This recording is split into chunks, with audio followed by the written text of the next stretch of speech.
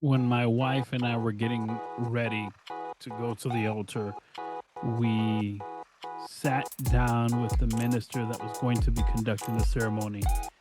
This was the same minister that had married my mother and my stepfather, and they maintained married for 20 some odd years up until the moment she passed away. So it was a special moment to be able to have the person who presided over their marriage preside over the marriage we were about to start and have. And so one of the one of the requirements prior to the wedding was that he wanted to sit down with both Mighty and myself. He and his wife wanted to sit down with us and give us premarital counseling. Mhm. The premarital counseling session lasted 1 day. More Oh. specifically, it lasted about 30 seconds.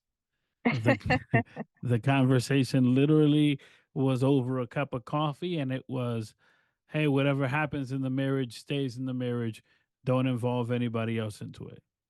Very insightful, very deep, very, So, very equipping. yeah, some years later, after I had been married for, I would say, about 2 years at that point, and my younger brother was also already married, and we had a mutual friend who requested to sit down with both of us, and he requested to sit down with my brother and I because we were already married and he was getting to go to the altar.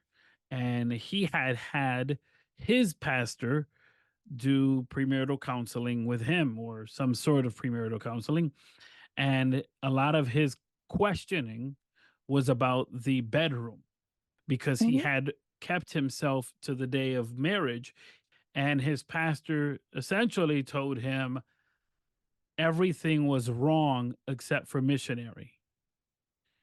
And he was going into marriage with that mindset. And Oh, poor so guy. and so we, my brother and I, looked at each other and kind of had the conversation. I want to preface with all of that because I think oftentimes in the church, when we look at marriage, and maybe I'm speaking from my experience within the Latin community, but there is a lack of premarital counseling and actual preparation and conversation. And if the idea is that these two individuals are coming together for life, then there should be some life application tools. They may be biblical principles, something that is a tool that the individual can use forever.